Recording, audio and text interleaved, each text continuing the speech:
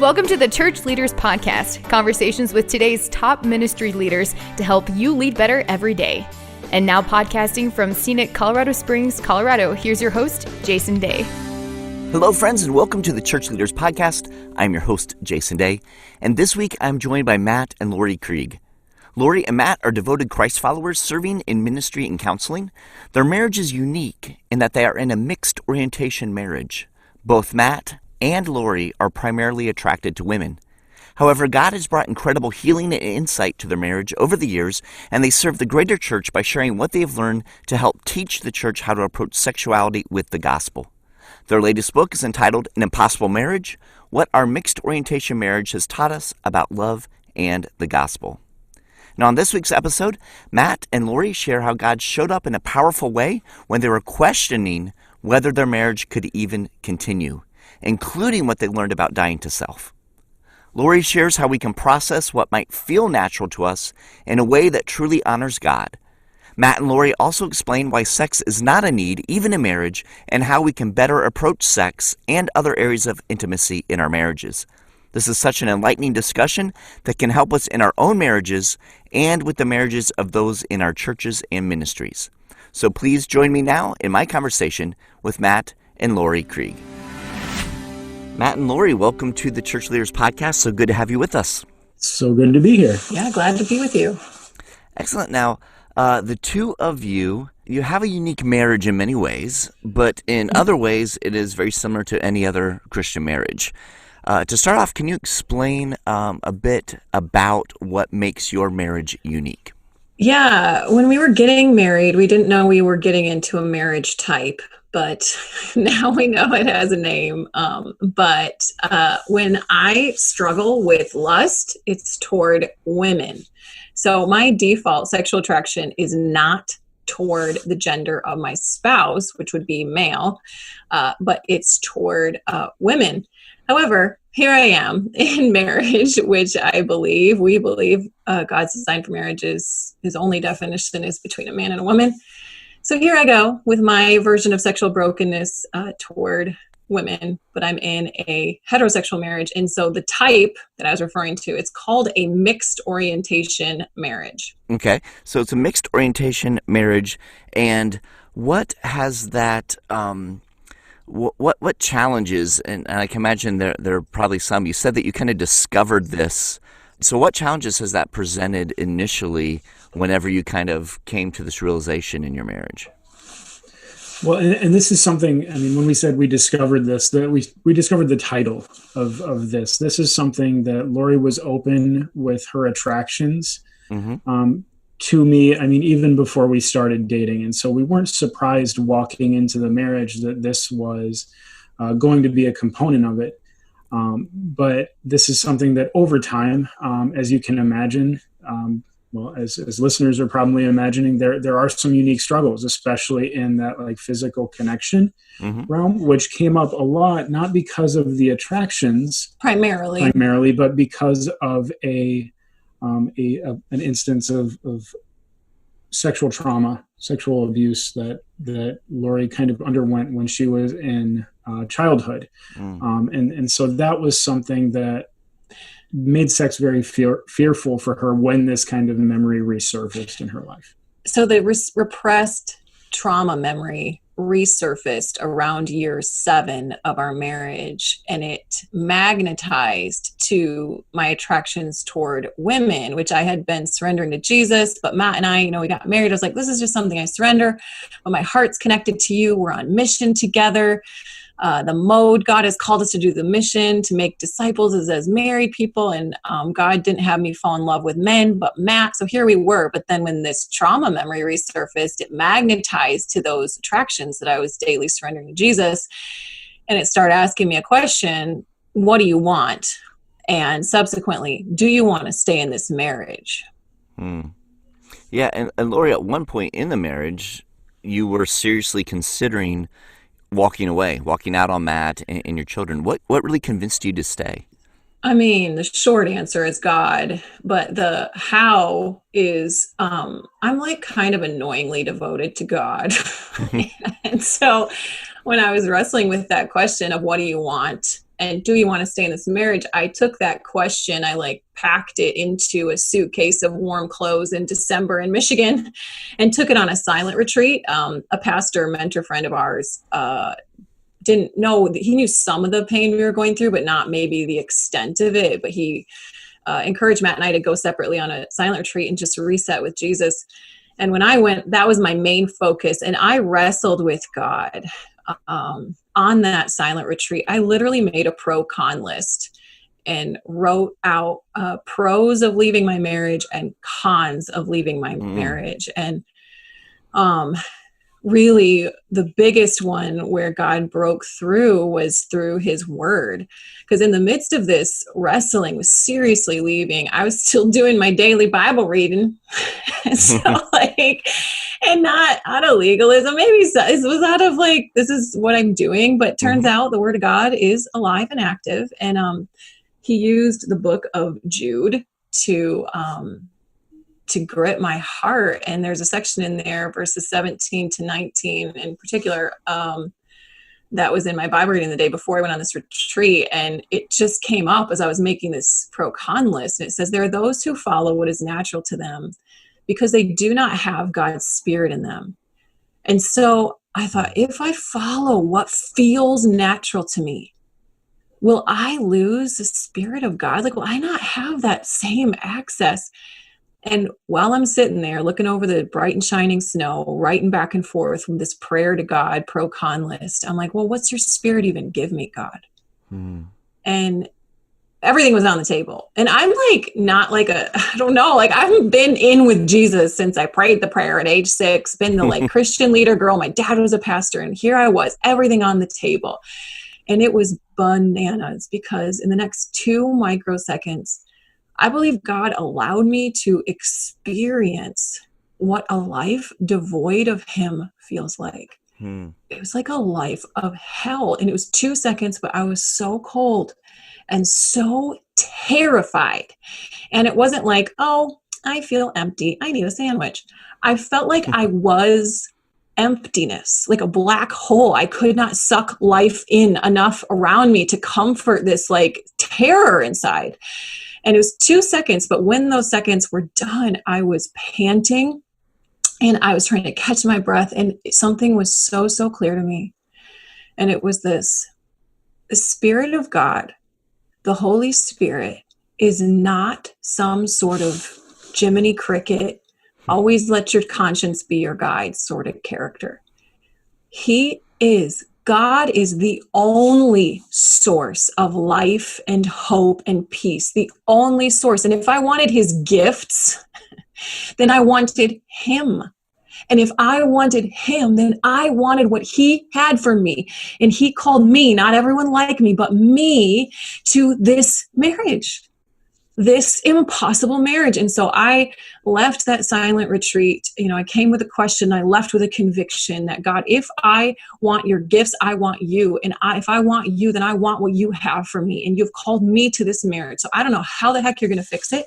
I don't know if Matt and I will ever be physically intimate again, but I want you. And so I'm all in. So that was the major turning point. And the rest of our book, over the subsequent years, is us digging through major questions that we had to go through, including what is marriage? Not what are the arguments against same-sex marriage. Those were boring to me. I could have regurgitated them to you in a second because I was preaching on it. And those did not save my marriage, our marriage.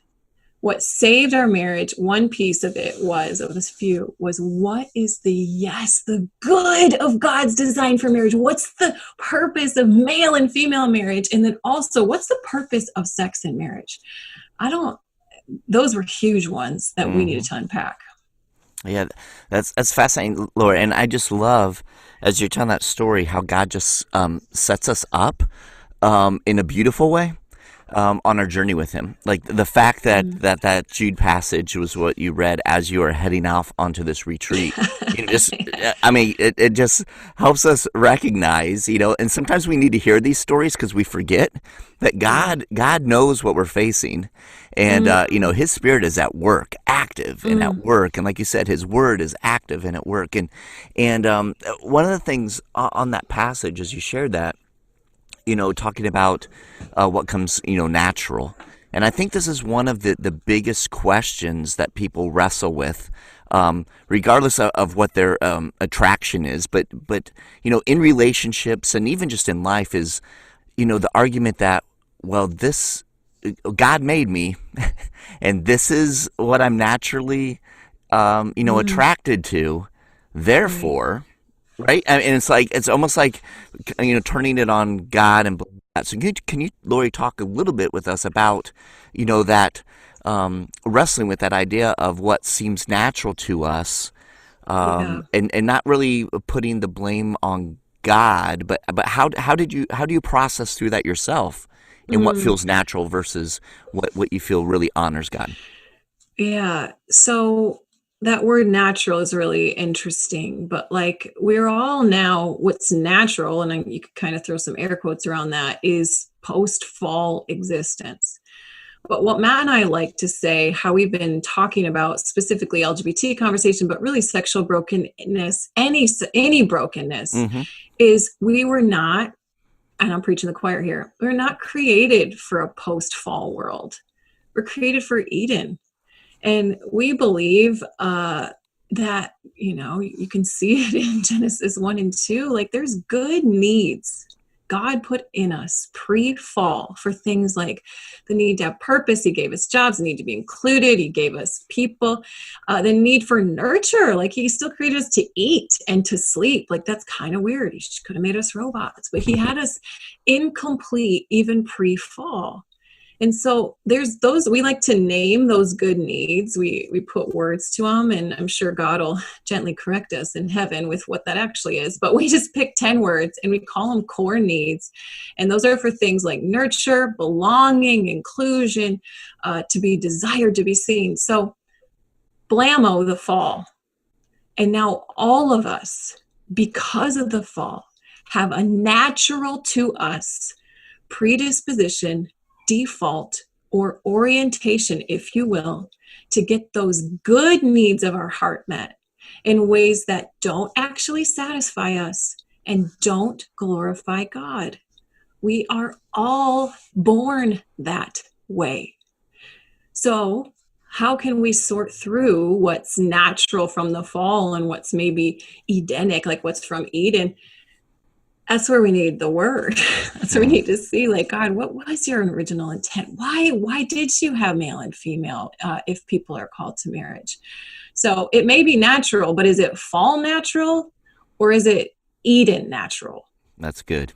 That's good. I love that.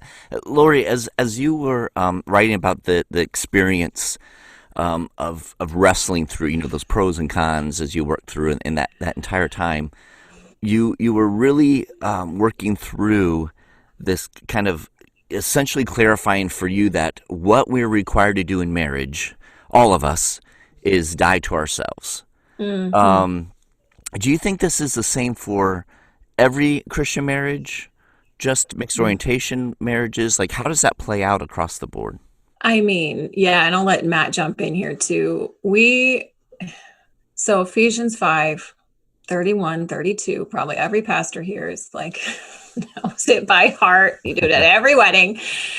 But it's for this reason, a man shall leave his father and mother, and the two shall be united into one. This is a profound mystery. And I'm talking about Christ in the church. So I had heard that 15 billion trillion times too. And yet again, the word alive and active just came alive for me after I surrendered to Christ. I reread that. And Francis Chan's book, You and Me Forever, their marriage book, Francis and Lisa, they helped to guide that direction too. But it hit me for the first time that the great mystery isn't like, oh yeah, men and women and blah, blah, God and Christ and the church. Like that's how I kind of grew up hearing, like there's something there. And nor is it, oh, the great mystery is that men and women fall in love. Isn't it so mysterious and so cute and Hallmark? It's neither of those things where it's either like blah, blah, boring, nor is it squishy Hallmark movie. It's something like completely greater than all of that. And it's that through sex difference between men and women, where men and women, don't we kind of roll our eyes at each other sometimes? I mean, like how many marriage stuff is it's like, oh, women, you're so controlling, and Pinterest and high heels and chatting, and oh, men, they're so stupid, and garages and cars and sports, okay, you ever have an emotional thought, whatever, and sex. But instead of rolling our eyes at each other, because that was so baffling to me, guys, if there's one thing that we could start doing today, it would be stop rolling our eyes at the opposite sex, because sex difference isn't a cosmic joke or a cosmic punishment. If God has called you to marriage, you are called to model the gospel, because yes, men and women are so different, and therefore the jokes. But how different, if this is a great, profound mystery, talking about Christ, the church, how different is Christ from the church? Ephesians 1:21 says he is far above every power and ruler and authority, not only in this world, but in the world to come. God is ontologically different, and we're dusty old Adam, us, and yet he is betrothed to us. He will marry us. The whole story of the Bible is a marriage. It has this marriage theme throughout it. And so a very different God will marry us. Very different humanity. We get the privilege, us married people get the privilege of showing the world how when we die to self, whatever that default is, and our spouse dies to self to be one with each other, we show the world how Jesus died to be one with us, and how we are to die daily to experience increasing oneness with him. Our marriages are a 24/7 gospel story. That's powerful. That's powerful. Now, Matt, in your book, the book that you guys have written, An Impossible Marriage, one of the things that you share is that during this year where you were experiencing, intense marital problems, that your word for the year was steadfast. And I think this relates directly to what Laurie was just sharing with us. But Matt, can you talk to us about what did steadfast mean for you at that time? Steadfast meant a lot. And that's something, honestly, like I look back on that year, and that is something that steadfast is also a sin tendency for me, where I pride myself, or I can pride myself on being non-emotional and being steady. But in that year, God was really calling me to remain in him. And I think of, okay, Laurie has these natural kind of default attractions to women. And I know that in a battle between myself and a woman will win if it was just that. But in a battle between a woman and God, then God will win. And I think that was something that... Well, I'll jump in real quick. Not now. I wouldn't say a woman would win now, but back then. Well, without God in the picture, true. Without God in the picture, a woman would win at that point. And in a space where I was wrestling with, like, okay, a marriage that is not necessarily, I'm not feeling this affirmation, I'm not feeling pursuit, I'm not feeling all sorts of stuff. It feels very isolated and alone. That was something that I had to look at too. And you say, like, okay, is this something that your traditional straight married partners have to deal with? Is this dying to self? And the answer is yes. And so for me, steadfast took me not looking at Laurie as my need meter, and not looking at her as the thing that would bring me completion and fulfillment, because she's not created for that. But instead to look for God. And if I think of my past, part of my past is wrestling and struggling with pornography addiction. And that was something that I had to learn how to die to myself in that space. And I'll tell you something, that when all of a sudden this stuff started happening in our marriage, man, going back to look at pornography was something that it was whispering to me like, okay, she's not, pursuing you. This is off the table. This is not even available. There's like no hint of this going on right now. Oh, there's relief over here. And for me, like if I looked at Laurie and I stared at her and just said, oh, well, there's this deficit in our relationship, it would almost give me license to start pursuing that again. But when I look at God, I realize that is not the case, because my call isn't to die to self only when Laurie is pursuing me. The call is to die to self anyway. And it brings up in my mind Psalm 51, when you think of this as a Psalm of David right after Nathan came and confronted him about his adultery with Bathsheba. And David's response is really, really interesting, because he says he's confessing his sin, saying, wash me clean from my guilt, purify me from my sin.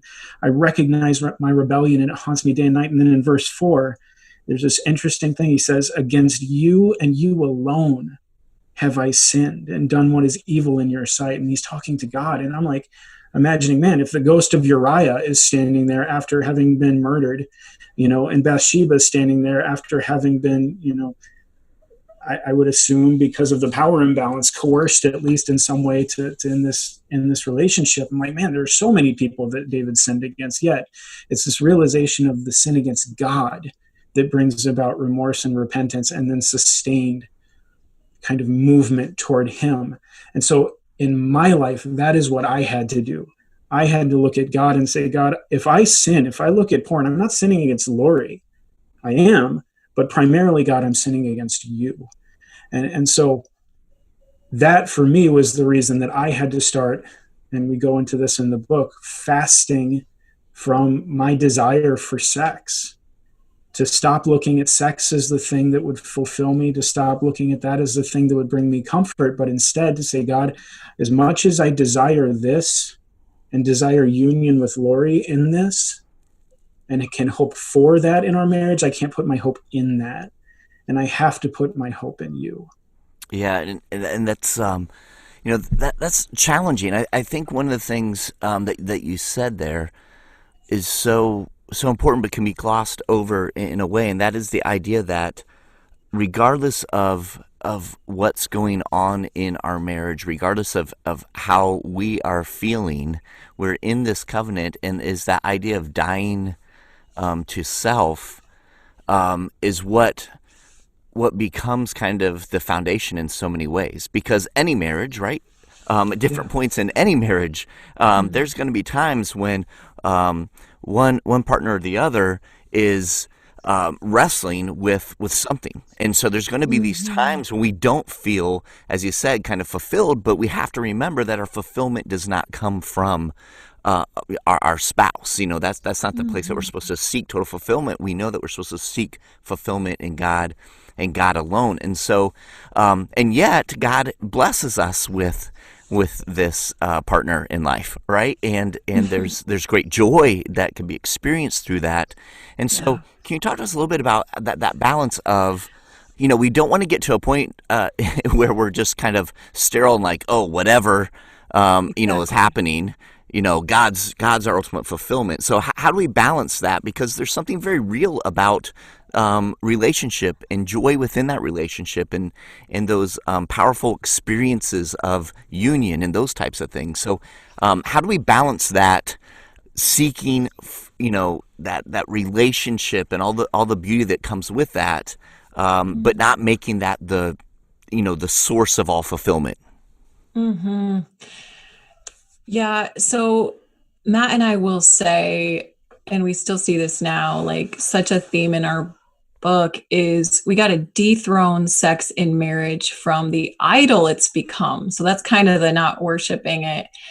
But we need to lift it up to the gospel metaphor that it is.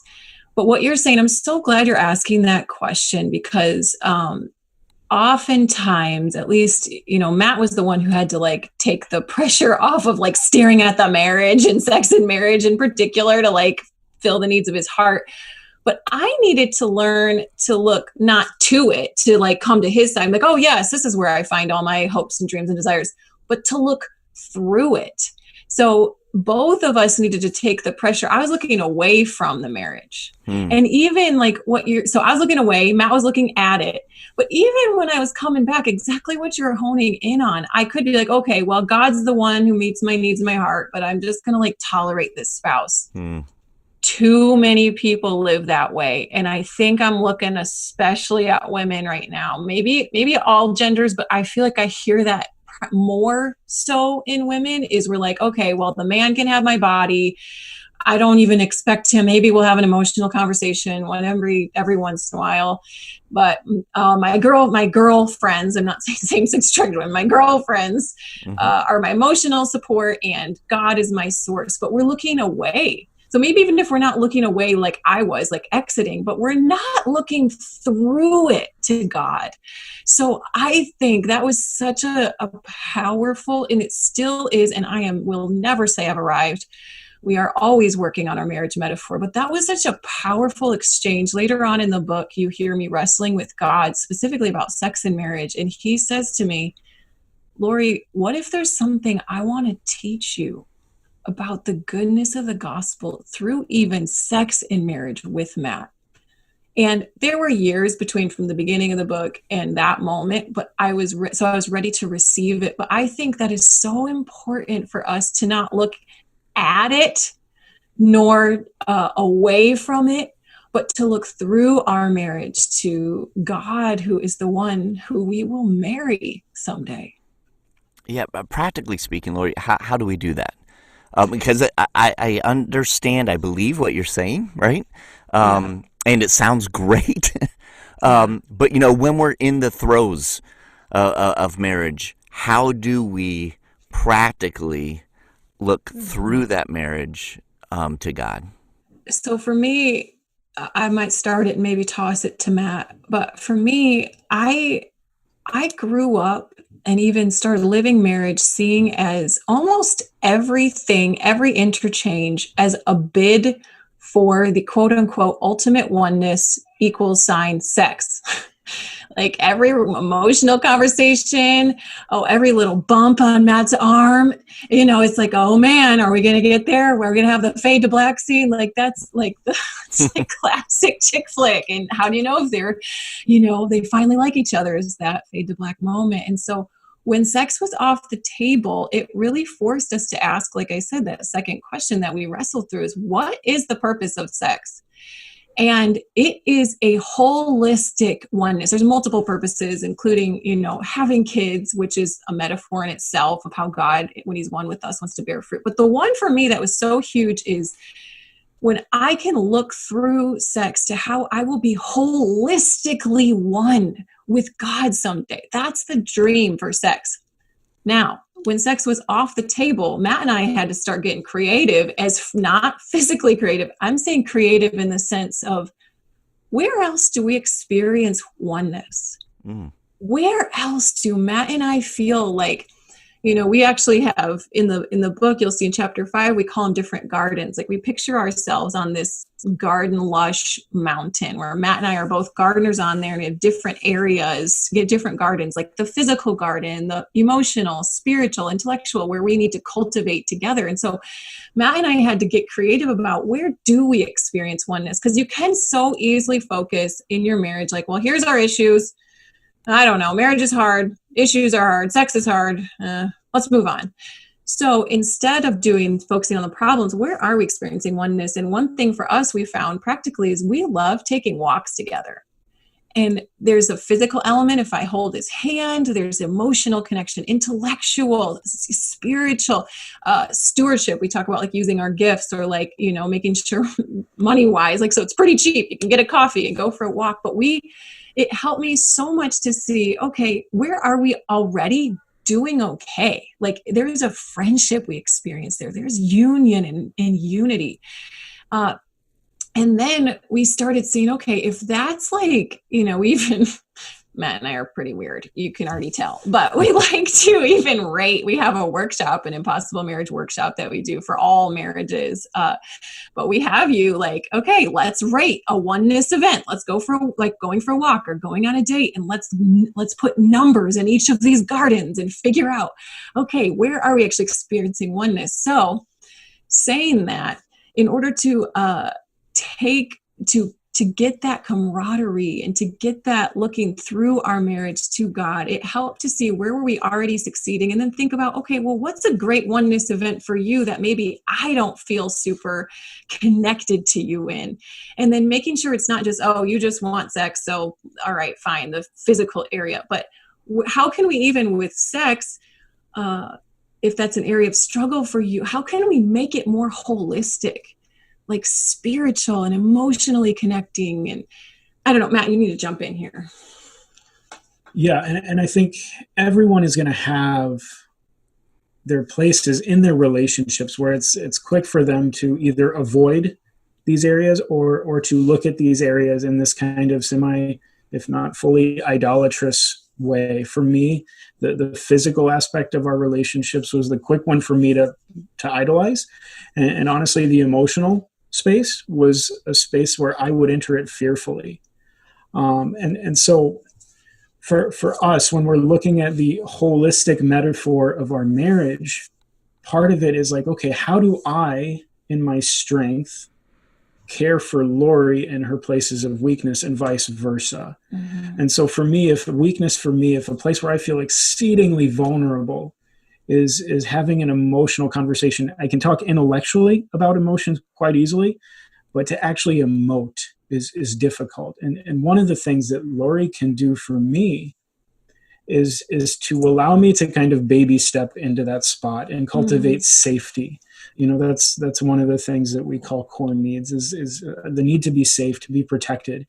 And so in this space of vulnerability, she has the ability to help cultivate safety, not because it then makes her a safe person, but because it reflects something about God. And same for me in the physical aspect. If you kind of reverse this, like a physical is a space that I feel strong, I feel capable. I've never really feeling vulnerable there. Yet in this space, that is a place where Laurie feels vulnerable. And so I have to work on cultivating safety for her, which means trying to engage kind of all of these different gardens equally, not overtending one to the neglect of the others. And the spiritual garden, honestly, is a massive component of all of this, because if you don't have God, if you're not actively pursuing God, like together as a couple, if you just have your own kind of quiet times and you never really cross and talk about that with one another, it's very easy to just look at one another and almost have like your relationship where God is not necessarily a part of that unifying space. And so to have that purpose, to have that spiritual garden activated, to be talking spiritually, and to remember and remind one another about the purpose of marriage and about the spiritual realities that we're trying to exemplify in our interactions. Yeah, as you guys are talking, and with kind of the garden metaphor, that there are these different areas in our lives where we can cultivate and nurture intimacy, right? Right. But the physical piece of it, sex, is one of those places where intimacy is often seen as kind of at its deepest, two bodies coming together as one, right? So one of the things that you write in the book, you talk about the fact that sex is not a need, even in marriage, that sex is fruit. It is a gift for covenanted couples. It's a gospel metaphor, which you guys have discussed. Within the gospel metaphor of marriage, it's something to be used to worship God, not to be demanded. And we know that sex is something that every married couple struggles with at different points in their relationship. So can you talk to us a little bit about, as we're thinking about, physical intimacy and sex as being, the depth of that intimacy, how do we look at that garden versus other gardens? Is there a difference there? And what does cultivating that look like when there are, throughout marriage, different times where there can be challenges or struggles or concerns? Well, I think the first thing that I would say is sex is not a purely physical thing. It is something that hopefully is exemplifying kind of oneness in all of the gardens. But the other thing is, okay, if you look at 1 Corinthians, what is it, 7:5. 7:5. 1 Corinthians 7:5, that do not withhold yourselves, therefore, from one another passage, except in times of, concerted prayer and fasting, then come back together so that the devil may not tempt you. As a counselor, I've often heard people come in and use that verse as a demand for, well, my wife, and I'm speaking a little bit stereotypically, but 99% of the time, it's the husband saying, my wife is not having sex with me enough. And it's used as this kind of battering ram to demand sexual, fulfillment. I rarely, if ever, hear that verse applied to the man when if you expand it out and it's this reflexive kind of self-introspective thing, do not withhold yourself from one another. It's not something that I get to demand from Laurie, but if I'm looking at myself, where do I withhold? Maybe even inadvertently, where do I withhold myself from her that might lead her to being tempted in some ways? And so that is something that I have to apply to myself emotionally as that is not my default. Mm-hmm. But when you look at kind of the culture, and I'm going to let Laurie talk more about this because I think it affects women a lot more in just how sex is talked about from the pulpit. But as a guy, what I heard was you will get married and you will have this wonderful avenue of expressing your sexuality, and then everything's going to be perfect. And that obviously wasn't the case. I don't know that's not the case for anyone in marriage. But the underlying assumption is that once you're married, sex will be great, and you will have this way to fulfill this need. And if it is a need, if sex is a need, then why would God have people remain single?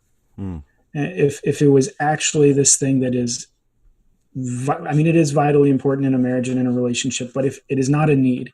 And so if we can dethrone it from that space of need, such as like on the level of food, clothing, shelter, it takes a lot of the weight off of that demand.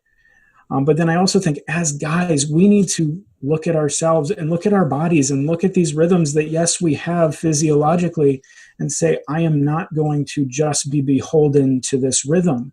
Because I think we look at guys as, well, boys will be boys, quote unquote, wink, wink, nudge, nudge. And it's this assumption that you're going to pursue sex. And that makes us sound like animals. Mm-hmm. And honestly, when you hear women talk about men, oftentimes it sounds like they're talking about animals. And so I think as guys, we need to hold ourselves to a higher standard because we are not animals. We are deeply emotional people. And yet when we look at this pursuit of sex as just this purely physiological thing, it takes so much away from what sex is supposed to be. And then it puts a lot of pressure on women to just, in essence, throw us a bone like we're a dog. Mm. And so, Laurie, if you can you talk kind of from the growing up female perspective? I don't think I can understate how much pressure is told to women from before they get married to when they get married of, you are a store. Women, you're a store and your husband is a shopper. And if you don't keep your store open, wink, wink, he is going to shop somewhere else. And again, this doesn't honor the woman. This does not honor the man as the holistic image-bearing creature that he is. It treats him like a dog. And so it says, women, you're an object. Men, you're a dog. Guys, you better do it. Otherwise, I'm going to 1 Corinthians 7 you. So, and guys, men and women, you better do this. And so we have God, never, ever, ever is he like, oh yeah, sex. Oh yeah, marriage. Oh yeah, you guys better do stuff. It's always something deeper and richer, and sex is supposed to symbolize the oneness, the union we will have in eternity. And that will not just be, it won't not be a physical thing, but it isn't just a physical thing. So we have got to start with eternity and work backwards. And when we look at sex, say, how can we make it this holistic thing? Now, I've also heard this advice. Oh yeah, okay. So then men, you better open your heart up on that date. So you give to her emotionally and she'll give to you physically. Okay, if marriage is a metaphor and we're looking above it, is that how God, his tender heart toward us, wants to be treated? Is in a transactional relationship? Okay, God, yeah, I'll go to church and tithe, and you give me joy and hope and peace. Give me, God. No, it's a relationship. There's a sweetness, a oneness. So I think sex is a good indicator of what's going on. It's not the barometer, but it's a good indicator of saying, oh man, are we holistically one in anywhere in our marriage? And we're only just doing this transaction when it comes to sex. Like, let's back the train up and let's learn how to be friends again. Like, God wants to be our friend. Let's learn how to just be together. Yeah, that's excellent.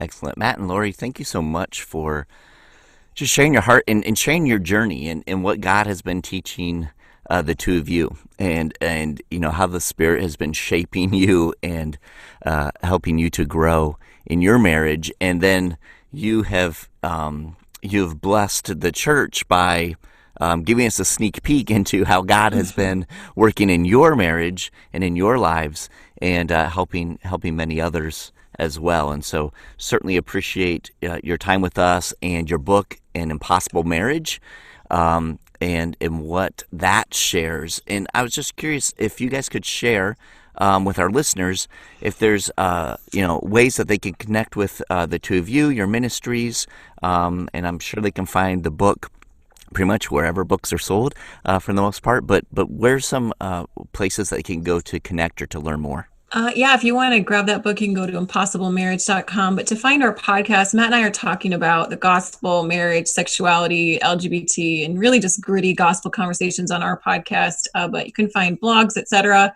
including that podcast and our book at lauriekrieg.com. So LAURIEKRIEG. And if you want to talk directly to Matt, feel free to hit me up there and I'll forward it on to him. But you can find his counseling site at caringwell.net. Excellent. We'll have links to those and also to the book in the show notes for those who are listening in. Matt and Laurie, thank you so much for making the time to be with us, and again for sharing from your heart, from your experience, and helping point us to Christ. Thank you so much. God bless you. Yeah, you too. Thank you for tuning in to this week's episode. Every week as we are putting the episodes together, we're thinking of you, our pastors and ministry leaders, and striving to provide insightful and inspiring interviews as you seek to grow as a kingdom leader. We hope you are finding value from the Church Leaders podcast, and if so, we would appreciate you taking a few moments to head over to iTunes and leave us a review. Your positive reviews and ratings help other church leaders more easily find our podcast so they can benefit as well. Thank you in advance. And if you have any comments, suggestions, or ideas for guests, I would love to hear from you. You can send an email to podcast@ChurchLeaders.com or connect with me on Twitter. You can find this podcast as well as other great faith-based podcasts on the Faith Play app, available for both Apple and Android. So be sure to check out Faith Play. Until next time, this is Jason Day encouraging you to love well and lead well.